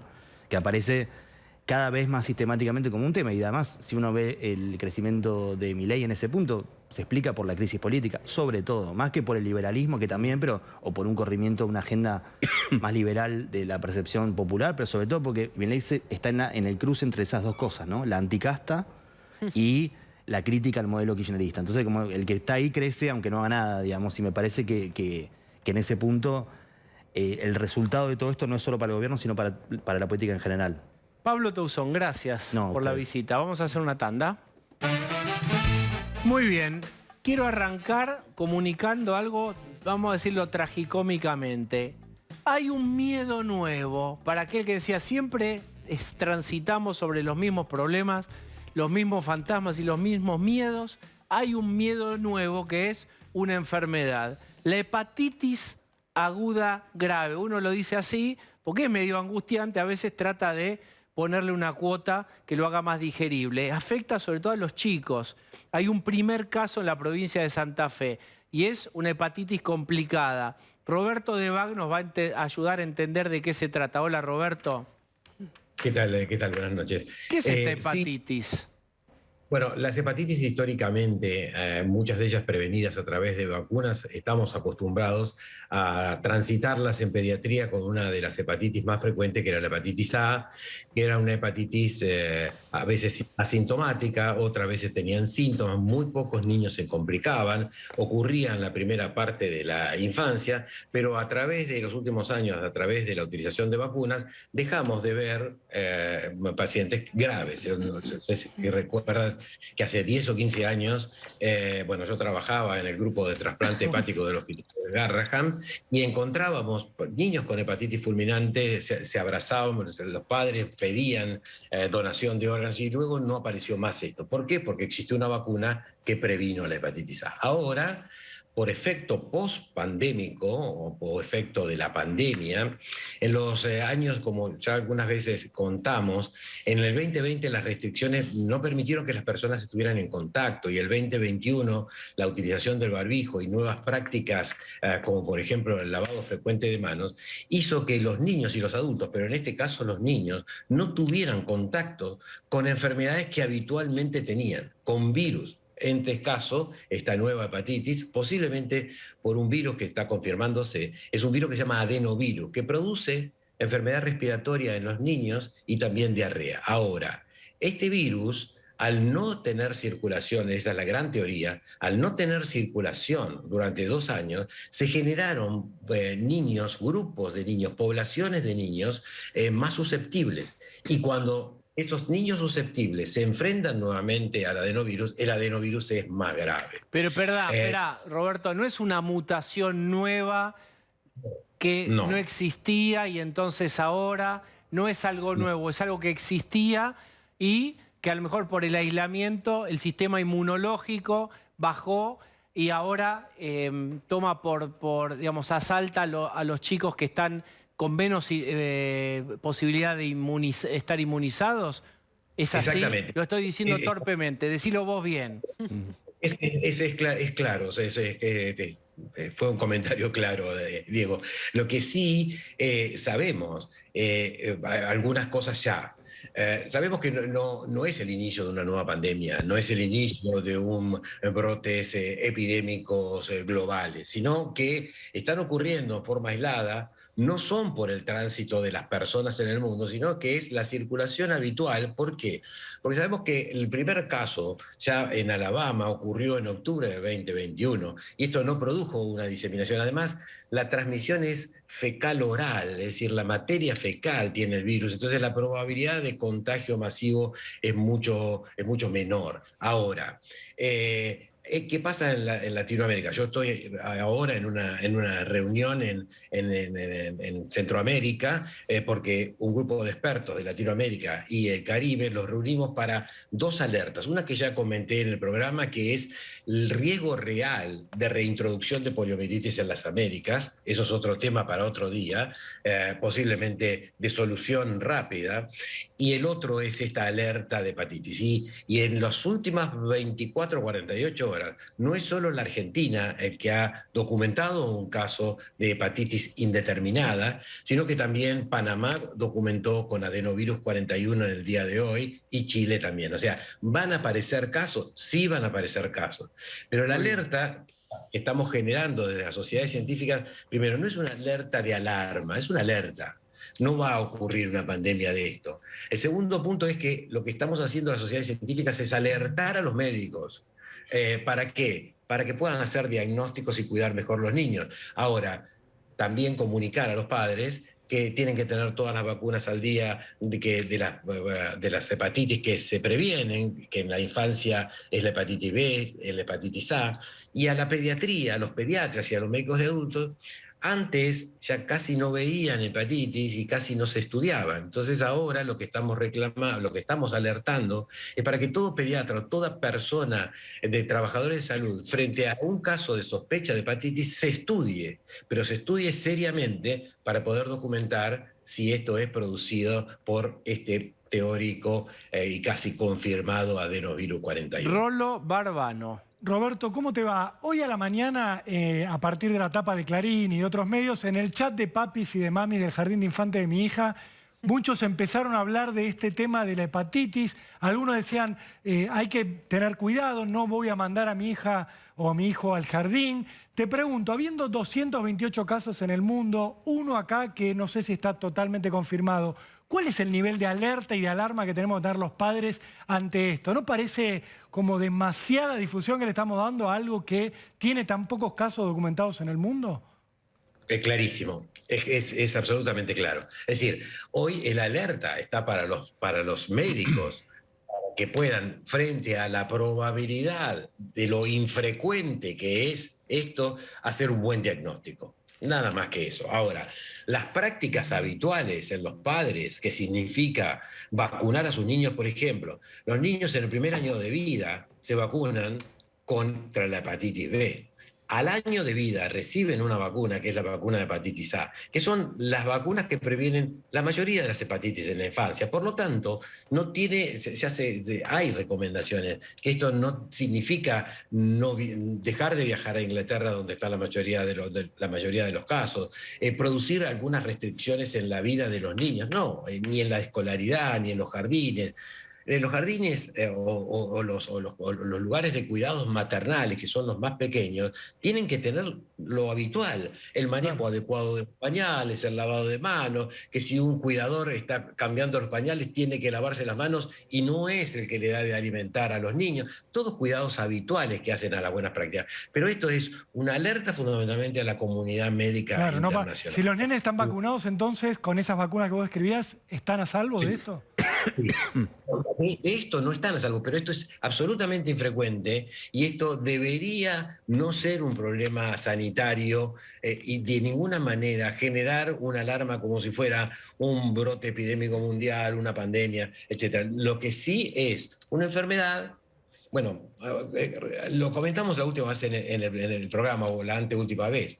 Es decir, ¿por qué tuvimos después de 40 años gripe en enero y febrero, diciembre, enero y febrero? Es porque los 2 últimos años no había circulado la gripe, no se había vacunado con buenas tasas de vacunación, la gente estaba susceptible, circulación ya no era la circulación primero en el hemisferio norte y después en el hemisferio sur, ahora es global. Hay tránsito aéreo, hay personas que se movilizan, entonces producen esto. Pero en este caso estamos, bueno, casi convencidos, esto no es una verdad absoluta, pero no creemos que va a producir cuestiones relacionadas con lo que conocemos de las pandemias o restricciones internacionales a esto. Roberto, estamos en un momento histórico de la TV que es bajando la alarma. Estamos desinflamando en vez de inflamar, así que ya estás en la posteridad. Gracias. ¿Pablo tiene o no? No tiene. Fuiste tan claro, Roberto de Bach, que ya esto está perfectamente cerrado. Gracias. Bueno, una cosa inédita. Había un miedo más en la colección, sácalo, no hay. Muy bien, Roberto. Digo, justamente nos pone en perspectiva las cosas. Eduardo Levi Yeyati, ¿cómo estás? Muy bien. Bien. ¿Vos sabés que arreglamos cosas para charlar hoy? Sí. Bien, sabés que estás en televisión y lo pactado se rompe inmediatamente. Me imaginé. Muy bien. Por eso ni estudié. Hoy contaba Jessica Bossi, contaba Pablo de León, que hay más planes platita, entre comillas. Diputados vía Máximo Kirchner, lo que quiere es adelantar que todo el salario mínimo se pague ahora para poner plata en los bolsillos de la gente, y el Senado quiere hacer algo también desde el punto de vista de los jubilados previsional. ¿De dónde sale esa plata y qué efectos tiene en la inflación? Sale de donde sale siempre la plata extra, que es lamentablemente de emisión. No sé si leíste, en algún momento incluso lo chateamos. Salió el dato de que el Banco Central finalmente, después de un tiempo de haber tenido moderación en sus transferencias al Tesoro, había transferido dinero, en parte porque el Tesoro no había podido refinanciar todo lo que tenía para refinanciar, pero en parte porque el déficit es más alto de lo que habían prometido al fondo y más alto de lo que reportaron, porque parte de ese déficit estaba maquillado con algunas rentas que no son realizadas. Te la pongo más fácil. No hay dinero, si necesitamos gastar más vamos a tener que ir al Banco Central. Y eso es lo que está pasando ahora y lo que va a pasar si esto que vos me adelantás se cumple. Bien, la segunda parte es ¿cuánto afecta esto a la inflación? Bueno, la sube, esto es una carrera a medio de morderse la cola, ya lo habíamos hablado más de una vez. O sea, si nosotros queremos poner plata en la gente que no tenemos, tarde o temprano esa gente que ahora recibe la plata y se siente transitoriamente feliz, va a querer más. Va a advertir que esa plata compra menos cosas, porque la inflación se come parte de esos, estos casos son aumentos fijos, otros casos son pautas salariales. Por eso te digo, creo que es... Así que estar como estaba hace 2 meses. Claro, y cada vez más rápido, porque la elasticidad de ajuste de la inflación es más rápida. Cuando vos tenés inflación alta, es más fácil cambiar los precios para el tipo que tiene que cambiar los precios, tiene que vender. Entonces la inflación genera una elasticidad. Bueno, porque la gente por lo pronto no puede comparar tan fácil. Claro. Vos pensás, si vos tenés 3% de inflación, vas un día, te cambiaron los precios, lo mirás al tipo y le decís, me cambiaste los precios. Ahora ni te enterás porque todo está cambiando tan rápidamente si que el costo de la reputación... ya no tenés derecho mucho a decirle algo, porque todo se mueve. Sí, claro. Exactamente, te enterás, pero no es ese tipo solo. Entonces, al final... Pero hay algo ahí que observa Eduardo que es muy tremendo, que es, hay un momento en donde ya se naturaliza y ya esa mirada severa que en otro momento quizás inhibía o no al tipo que te estaba remarcando, ya no está más, ya está convalidado porque todo se mueve. Es una resignación. Es una especie de resignación, pero acelera la dinámica esto. Eso está, de hecho, modelado en los modelos de inflación que usan los bancos centrales. Inflación más alta es más fácil, se cambian los precios más rápidamente y con menos temor. Inflación baja lo haces muy pausadamente, lo haces muy pocas veces y tomando en cuenta qué es lo que hace el vecino. Ahora ya todo te da igual. A eso sumale que buscar precio ya no tiene tanta rentabilidad, porque finalmente todo cambia tan rápido que ya no podés comparar, entonces vas al primero que te vende. Claro. Eduardo, si vos fueras ministro de Economía y te tiran por la cabeza, esperemos que no, pero digo, si te tiran por la cabeza una ley como la que propone Máximo, de este tema de adelantar el aumento, vos tenías planificado una cosa, tenías meta de cumplir, ¿con qué te encontrás? ¿Lo tomarías como un ataque contra tu política económica? ¿Es algo fácil de resolver para un...? Yo no sería ministro de Economía de un presidente que no me puede evitar este tipo de baldazos. Para empezar. Claro.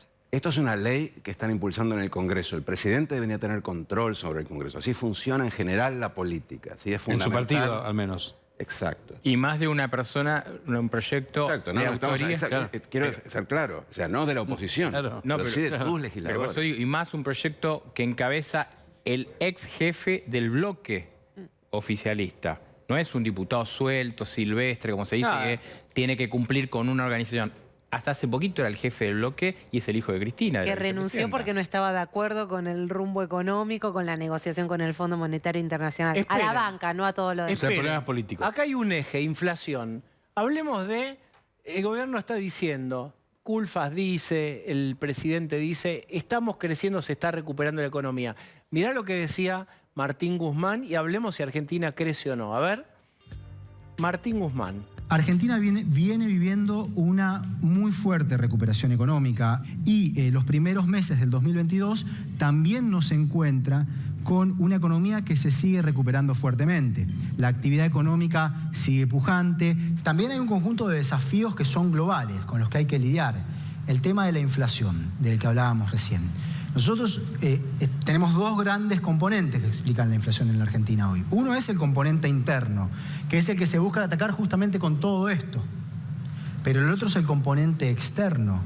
En el mundo hoy el principal problema es la inflación. Ahí está con el fibrón en la mano dándose autoridad Martín Guzmán. ¿Crece Argentina? Sí, bueno, mira, pero crece, ¿cierto o no?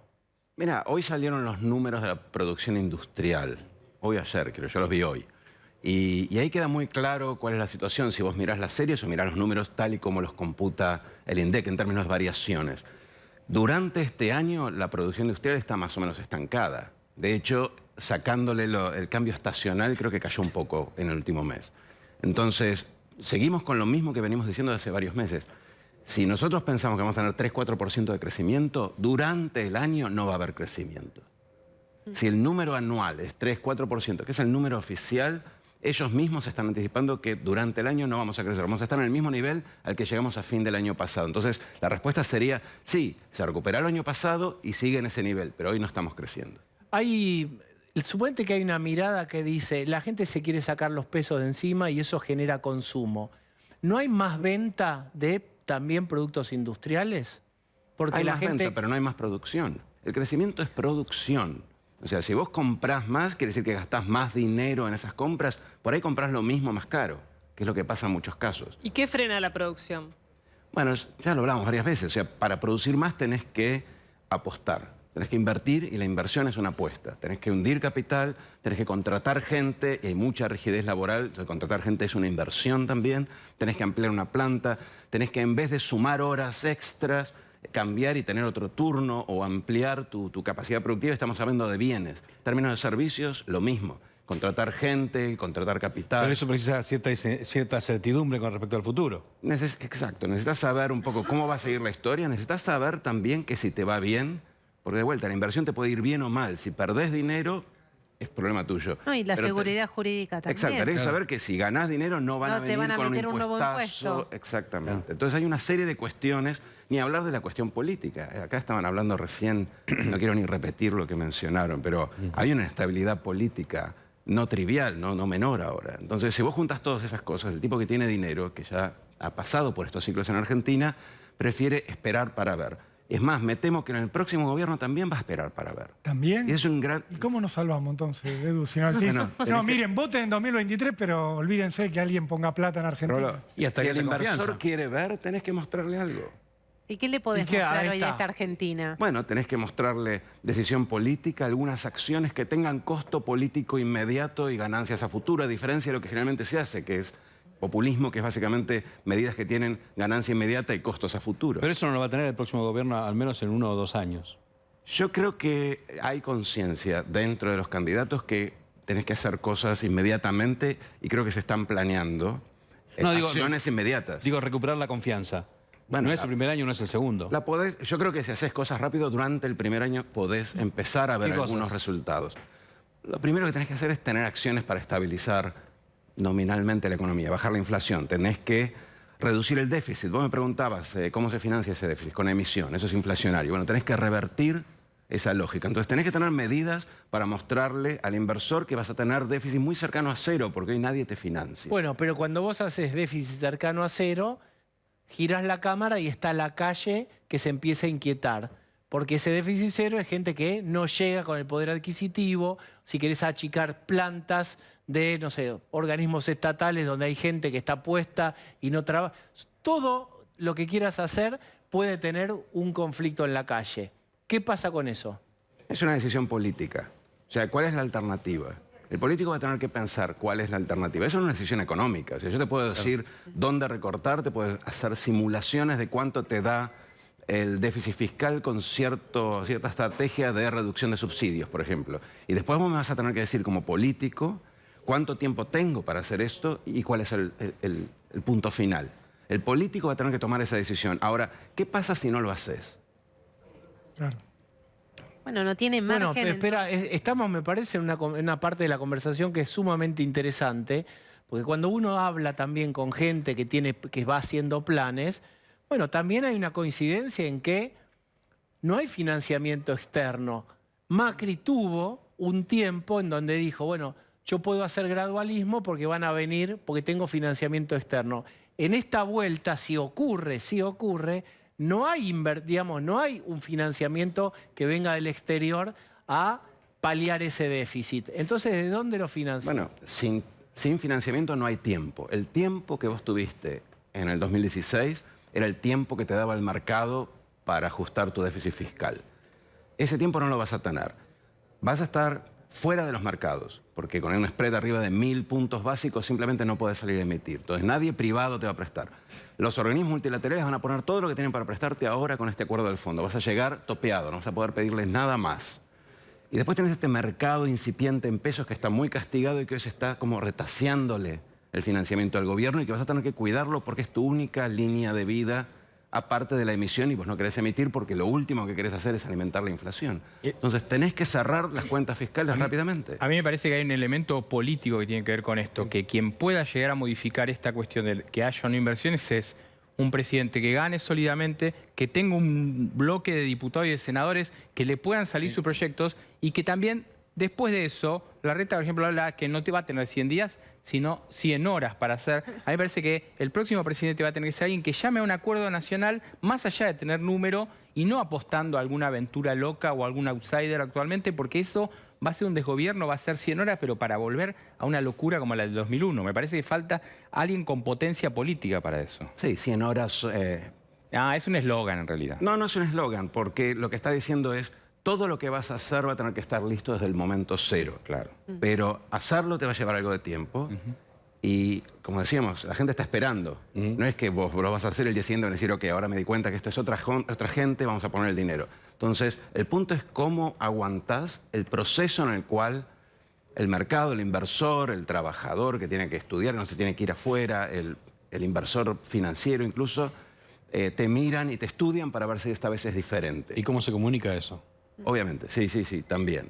Por eso, lo que vos decís del acuerdo, de la base más amplia, de apoyo, por lo menos de no resistencia a este tipo de medidas, es esencial. Y después hay que bancar la pelota. Si te quema la pelota, perdés. Y bancar la pelota y dar una señal a los mercados y a la gente sería medidas drásticas para bajar el déficit, por ejemplo, de movida, arrancar diciendo, bueno, vamos a cortar este gasto, este otro y este otro. Sí, en el contexto de un relato que claramente le comunica. El tema de la comunicación que Osvaldo siempre menciona es fundamental. O sea, vos tenés que explicar, primero que la alternativa, alguien me tiene que contar cuál es la alternativa, porque no veo alternativa a esto, pero al margen de esto, que si vos haces todas estas medidas, Argentina tiene un desarrollo en términos de crecimiento, de rebote y de crecimiento enorme e inmediato. Entonces, uno tiene que poder enmarcar todas estas medidas en una narrativa que le explique todo lo bueno, todo lo que tenemos perdido hasta ahora y que podemos recuperar si no nos quema la pelota en los primeros 6 meses. Bien, hablando de pelota y de países futboleros, fíjense cómo esfuerzo y los temas. Me encantó. Lula, país del fútbol, Brasil. Mirá lo que propone Lula. Tenemos un video para charlar sobre también la inflación. En Brasil es un problema. A ver. E vamos voltar a restabelecer a nota relator com a América Latina. E se Deus quiser, vamos criar uma moeda na América Latina, porque não tem esse negócio da gente ficar dependendo do dólar. Bueno, no es un euro, tendría que tener un nombre. El sur. El sur. ¿Qué pensás de esto? Mira, dos o tres cosas. La primera es que esto seguramente está relacionado con la guerra de Ucrania, aunque es indirectamente, porque Estados Unidos y Occidente usó el dólar como arma contra Rusia y Lula tiene sentimientos encontrados sobre esa posición. Tiene todavía un corazón no alineado. Entonces, sí, hay algo de alineado, eso. Ya lo dijo. La dependencia. Zelensky, pollerita corta. Bueno, la dependencia del dólar, un poco, en ese caso, en el de él, remite, me parece, a esa discusión. Lo segundo que se me ocurre es que no veo por qué otros países latinoamericanos necesitarían pegarse al real o a este sur. Entonces, no creo que vaya a ser muy popular, salvo en países en su etapa depresiva, como en el caso argentino, ¿sí? O sea, hay gente que hoy mira esto y dice, bueno, ¿por qué no con Brasil? Y la verdad es que nosotros estuvimos muy cerca de hacerlo. No sé si ustedes se acuerdan, pero nosotros en el año 19 hubo un semiacuerdo con el ministro de Economía Guedes en Brasil y estuvieron a punto de anunciar, no lo iban a hacer inmediatamente, pero anunciar una moneda común con Brasil.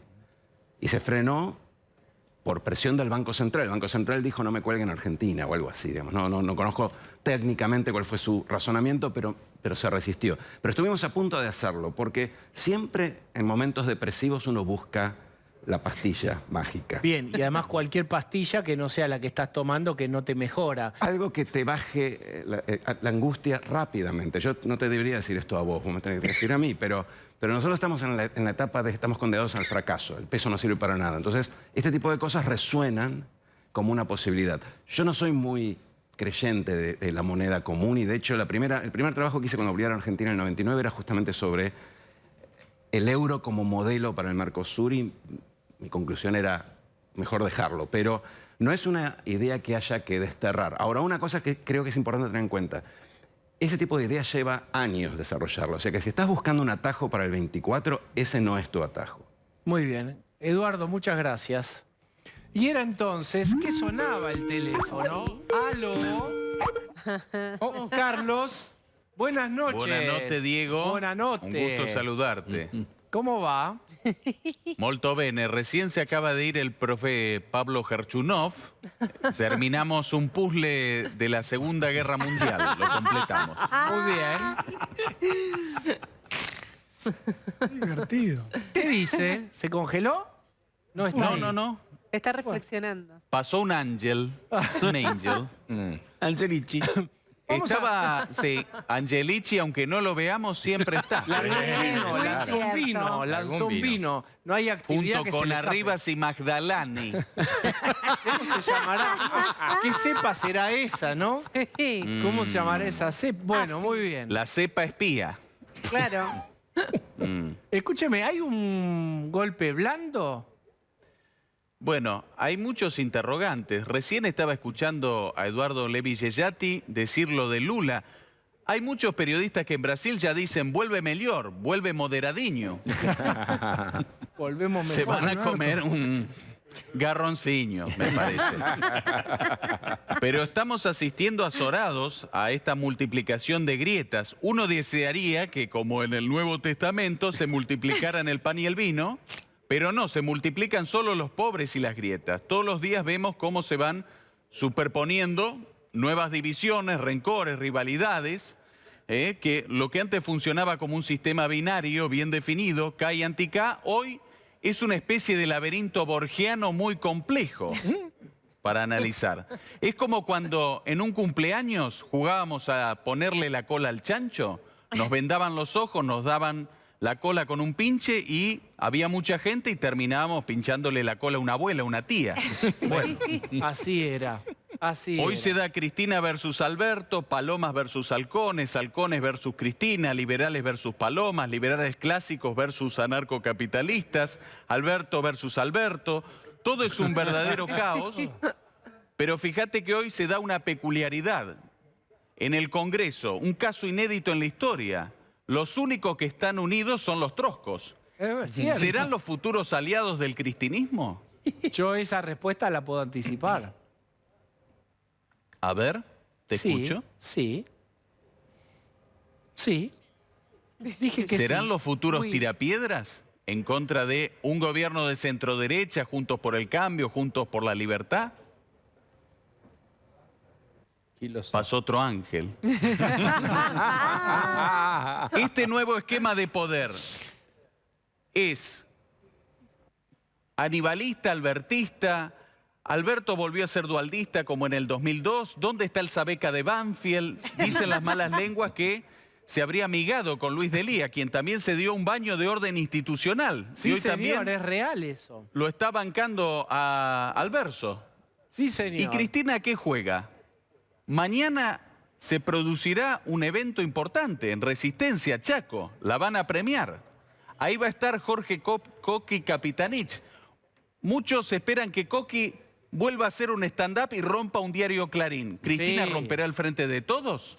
Muy buena esa. Muy buena. Daniel Scioli introducirá una mermelada de arándanos en una góndola de un supermercado de Brasil. Todavía no ocurrió, Pichichi. Ese gol Pichichi no lo metió todavía. La boleta única es algo nuevo ahora. ¿El peronismo con esta boleta única será boleta? Kilosa. Kilosa. Muy bien. Carlos, muchísimas gracias por el análisis. Arrivederci. Arrivederci. Bueno, muy bien. Voy a visitar a Nelson Castro. Fíjense este tema, ¿eh? Un tema delicado del que vamos a hablar, que hasta podría tocar en un punto al propio Nelson, ¿o no? ¿A mí? No creo, ¿por qué? Bella noche, ¿cómo estás? Bella noche, Nelson. ¿Estás bien? ¿Qué tengo detrás mío? ¿Qué es esto? Bueno, esta da es la una... noticia primero, a ver. Bueno, obviamente los obispos reunidos en Pilar tuvieron dos temas muy calientes. Una, la situación que se ha generado en el Arzobispado de Buenos Aires, con esta carta que por primera vez en la historia ocurre, un documento de los auditores del Papa, claramente indicando irregularidades en ventas inmobiliarias. Totalmente. Y esta hay carta... predios de la iglesia que se vendieron o alquilaron. Exactamente. ¿Y por qué este precio? ¿Cuáles son las condiciones de alquiler o venta? Como que alguien se estaba beneficiando non santamente. Ahí hay un tema muy importante para explicar, por eso es uno de los hechos que ha generado esta reunión, digamos, que ha generado en la reunión de los obispos en Pilar un verdadero aquelarre, ¿no? Y por supuesto de mucho enojo cada vez que vos informás de lo que está pasando allí. Porque la situación del cardenal Poli ha desatado una interna en la iglesia política muy importante. Ayer hubo una carta de curas apoyando al cardenal Poli, que no firmaron todos los curas, ¿no es cierto? Y algunos no la firmaron por miedo a tener alguna represalia. Este es un primer punto importante para tener en cuenta y explicar un poco este otro documento. El segundo punto que marca esta interna, tan cruda como esta de la cual hablaba recién el Carlos Pani de Solo una vuelta más, es la siguiente, porque hay que explicar la situación. Cuando el Papa Francisco Jorge Bergoglio fue cardenal del Arzobispado de Buenos Aires, designó como vicario. El vicario es una persona, por la palabra lo dice, es el representante del Papa en este caso del arzobispo, en muchas cosas, a Monseñor Joaquín Sucunza, que estaba a cargo, entre otras cosas, de los temas económicos, ¿no?, que implicaban el manejo de las propiedades de la Iglesia. Cuando Bergoglio es electo Papa, le pide al cardenal Poli que lo mantenga a Monseñor Joaquín Sucunza en ese cargo. El vicario es una persona de extrema confianza del arzobispo. Poli aceptó, pero se ve que no era la persona. Y aceptó hasta que Monseñor Sucunza cumplió los 75 años. Cuando Monseñor Sucunza cumplió los 75 años, le pidió que dejara el cargo. Eso se hizo con tensión. Poli nombró a otra persona y esto claramente al Papa no le gustó. Esta es la realidad que está atrás de esto y se han producido estas ventas. Hay una cosa muy importante para destacar. Esto no es una noticia que se ha conocido, la de estas maniobras, por una investigación extraordinaria. Fue una filtración que nació desde los lugares más profundos de la Iglesia, vinculados con el Vaticano. Ese es un primer elemento de conflicto que generó entre los obispos mucho ruido y... Bueno, vamos, resumido en una frase, están auditando a la curia argentina desde el Vaticano. Efectivamente. Es una ofensa casi. ¿Qué me venís a...? ¿Por qué me están desconfiando de nosotros? Tal cual. Lo que vos decís es de una importancia fenomenal, porque además lo está auditando el Vaticano y fueron fuentes vaticanas los que generaron esta filtración. No la produjeron ni vos, ni yo, ni Sergio Rubín, ni nada. Así que para que nos demos cuenta lo que ahí está ocurriendo dentro de la estructura política de la Iglesia argentina. También vos estás diciendo no confundan al cartero con la noticia. Efectivamente, porque además esto no es una noticia, ¿no? Porque en una carta, o hay una carta de curas donde dice ante la noticia que se conoció, no, es una auditoría que se hizo pública. Primer punto.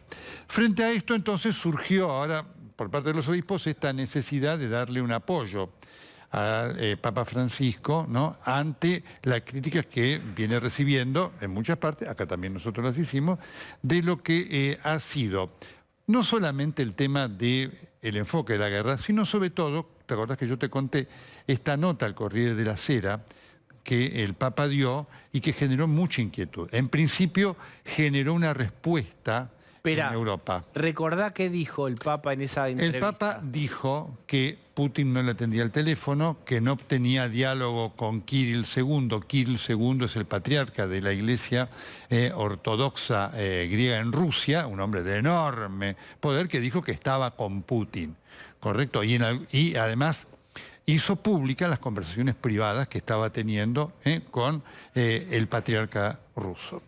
Esto generó una respuesta muy concreta, que aquí no tuvo mucha circulación, pero sí tuvo circulación en los medios europeos.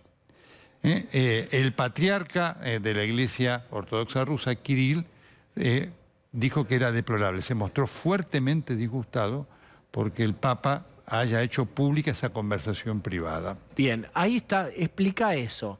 ¿Qué es lo que molestó tanto? ¿Qué fue de esa conversación privada que irritó que se conociera? Bueno, una de las cosas en las cuales, hoy reproducen algunos medios es que era una conversación muy secreta, muy privada, en donde Kirill estaba exponiendo sus puntos. No, vos sabés cómo es la diplomacia a nivel mundial y la diplomacia eclesiástica. El secreto es la norma.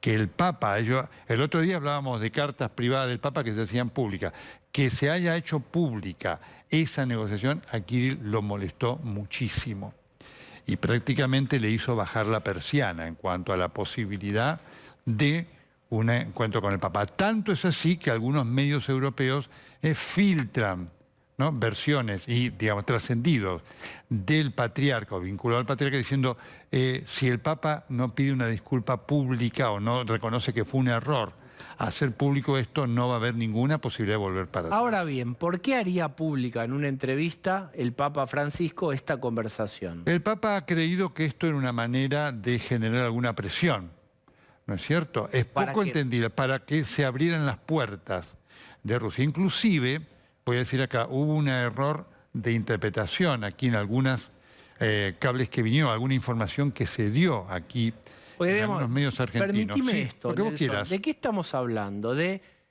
qué más puede hacer Francisco para detener a Putin que está avanzando sobre Ucrania con todas estas cosas?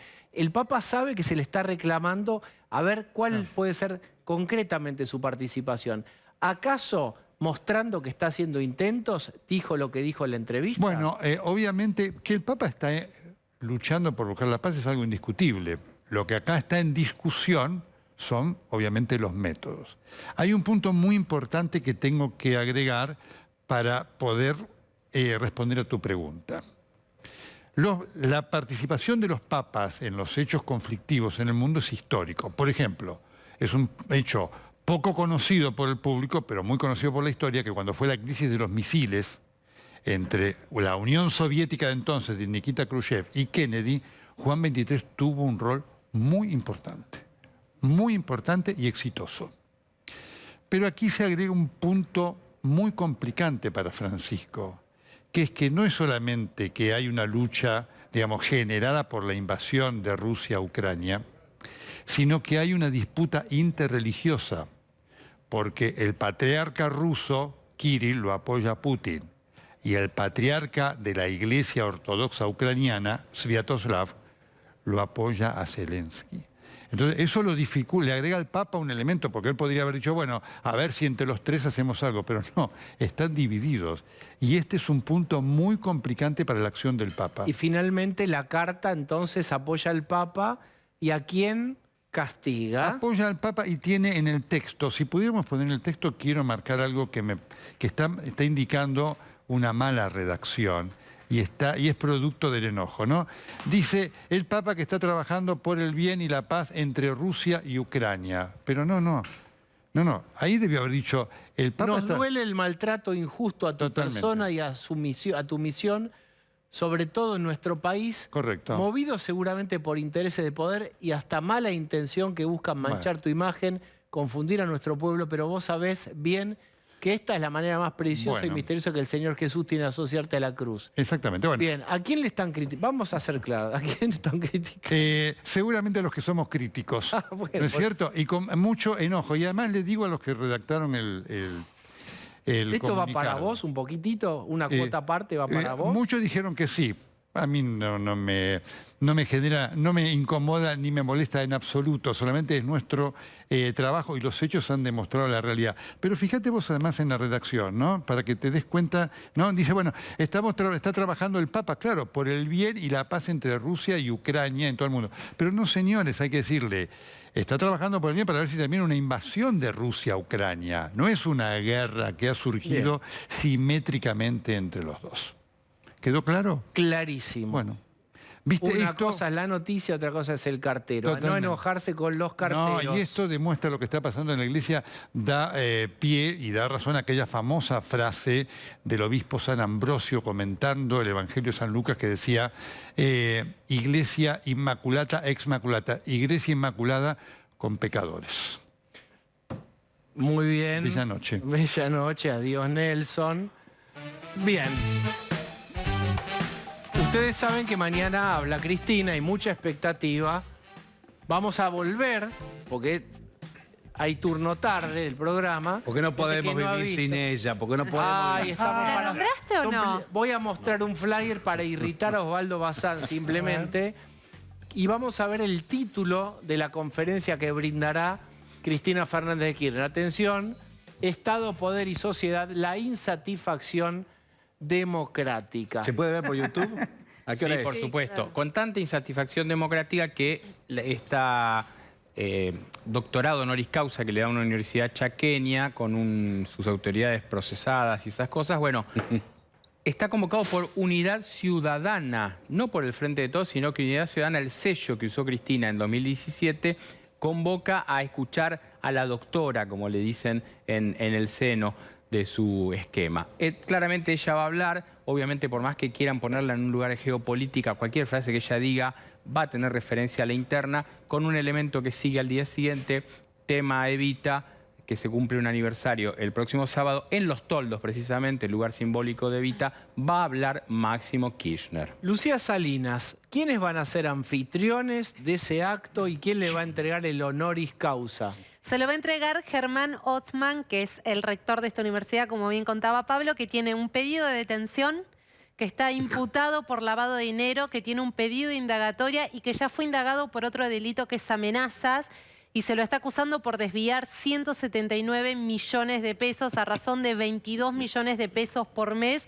Se lo acusa de haber desviado y lavado dinero a este rector de la universidad, que es el que le va a dar este reconocimiento a Cristina Fernández de Kirchner mañana. ¿Está imputado, está procesado? ¿En qué grado de compromiso está con la justicia? Está imputado por la Fiscalía, tiene un pedido de detención en ese expediente, tiene un pedido de indagatoria frente al juez y el juez ya lo citó a declarar y tiene una citación para ampliar incluso su indagatoria.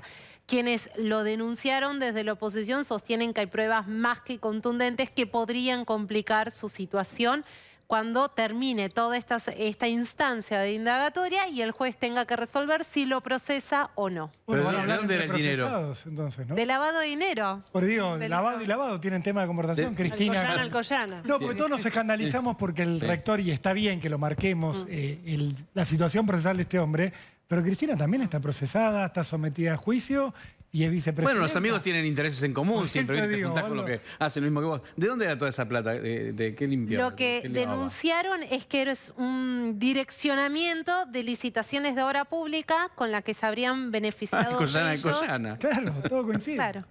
Bueno, una universidad creada en el 2007 sí, durante durante el kirchnerismo. Claro, Bien, va a jugar de local Cristina Fernández de Kirchner, la invitan a un juego que ella disfruta mucho, que es hablar de geopolítica, y también se va a meter con un tema fuerte que yo quiero compartir con ustedes, que es el tema de cuál es la salud de la democracia hoy y si da, según Cristina, soluciones o si genera insatisfacciones. ¿Qué piensan que va a decir al respecto y hasta dónde va a ir? Recordemos que Cristina ya dijo muchas veces, y a quien quiera escuchar, que este diseño de división de poderes era de la Revolución Francesa, según ella. Entonces ya venía fallando o siendo insatisfactorio para las nuevas demandas. Bueno, hoy hubo una, perdón, Chelsea, pero hoy hubo una marcha de la Cámpora frente al Palacio de Tribunales contra la Corte, diciendo hay que democratizar la Corte en esa concepción que tienen de la justicia. Se tienen que ir. Y reclamándole absurdos como esta es la Corte, decía Daniel Fanego, que abrió las escuelas en medio de la pandemia y generó miles de muertes. Ese era el discurso. ¿Había mucha gente? No, no hubo tanta, pero el tema es el discurso que No, y además se planteó. por primera vez hubo un... no solo fue la Cámpora, hubo hoy un comunicado del Frente de Todos con la firma del Partido Justicialista, el Frente Renovador, 15 agrupaciones que están apoyando esto, que el eslogan era no al golpe de la Corte. Ese es el eslogan de convocatoria de lo que ocurrió hoy. ¿El Frente Renovador se puso ahí? Sí. Bueno. Está en la lista, no digo que haya estado figuras del Frente Renovador en esa marcha. Lo que digo es que en un documento que se llama Por la Democratización del Poder Judicial, de convocatoria, está el Frente de Todos y abajo hay un detalle de las agrupaciones y aparece el Frente de Todos, como aparece también el Partido Justicialista, entre otros. Bien, pruebas de fidelidad. Es muy importante decir, vos dónde está colocado el Frente Renovador. Bueno, estás adentro o afuera de un documento que es complicado. Pues estás pidiendo... ¿Van a seguir con la ampliación de la Corte o no? Bueno, hoy se trató en comisión ese tema, que claramente la intención, hay 3 proyectos para ampliarla a la Corte, que son todos cercanos al kirchnerismo. Eso es muy probable que tenga avance en el Senado, después habrá que ver qué pasa en diputados. Esto es lo que pasa normalmente y lo venimos contando. Yo te digo lo que pasa, que no pasa. Claro, exactamente. Por eso digo, arrancan las iniciativas kirchneristas, arrancan en el Senado, se empantanan en diputados y viceversa. Ahora, el tema es que me parece que acá hay un tema discursivo en el cual encuentran, como en el documento que recién leía Jessica, encuentran acuerdos en el marco de una interna salvaje y yo creo que acá es lo que está pasando, es un verdadero conflicto en el cual porque viendo las caruchas que estaban con todo cariño por las caruchas, digo, Amado Vudú, Daniel Fanego, la verdad, haciéndole la frase que vos dijiste, le hace un favor a la Corte, porque si dice que la Corte permitió abrir las escuelas, vamos a ver, y las encuestas que tanto les gusta consumir a los políticos, cómo el tema de la educación está primero entre Alejandra Darín también, pero esto lo planteaban, como un tema condenable, que se hayan abierto las escuelas el año pasado. Pero ahí el concepto es más grave aún, porque ellos hablan de la democratización de la justicia y el propio oficialismo nunca pudo avanzar con el proyecto de democratización de la justicia de Alberto Fernández, como tampoco lo pudo hacer Cristina Kirchner cuando fue durante 8 años presidenta de la Nación. Y lo que hay que recordar, que esta Corte de 5 se modificó, era más amplia, se modificó a 5 por el propio kirchnerismo. ¿Y quién recordó esto, Lucía Salinas? Que no es el número, el problema es que no les gustan las resoluciones de esta Corte ni los nombres. Ricardo Lorenzetti habló la semana pasada con Radio Mitre y dijo, básicamente... Vamos a hacer el subtitulado. No te hagas los rulos, Cristina, no va a haber ninguna ampliación. Lo que dijo es cuando tenían más, miren lo que dijo Lorenzetti la semana pasada, cuando tenían más poder que ahora, intentaron la democratización de la justicia y no pudieron. Lo que le faltó decir, pero quedó insinuado, es, mirá si van a poder en este momento que no tienen pólvora en la escopeta. Pero, yo creo que es muy difícil, me parece que es para consumo interno de la militancia y del núcleo duro, y en definitiva es una admisión de que no tiene canales de diálogo ni con Lorenzetti. Porque supo haber un tiempo en donde el kirchnerismo llegaba a Lorenzetti. Es decir, a Rosenkrantz no llega, con Rosati quedaron peleados, con Lorenzetti va a haber un canal. Lo que uno ve, que a diferencia de antiguos kirchnerismos, no tiene ni la potencia de fuego para dividir organismos. ¿Se acuerdan que antes el kirchnerismo era bueno dividiendo? Te dividía las organizaciones del campo, lo sabía hacer. Ahora parece que esta habilidad está más menguada. La Corte está aglutinada como nunca, históricamente. ¿Sabés qué dicen en la Corte? No tienen poder para nombrar el 5º ministro que falta, mucho menos para ampliarla. No se ponen de acuerdo para que Cristina Kirchner en el Senado nombre los 38 pliegos que están allí para designar jueces ya aprobados por el propio Poder Ejecutivo, mucho menos para avanzar con este proyecto. Así estamos en una Argentina donde 1 más 1, Alberto más Cristina, en vez de 2 da 0.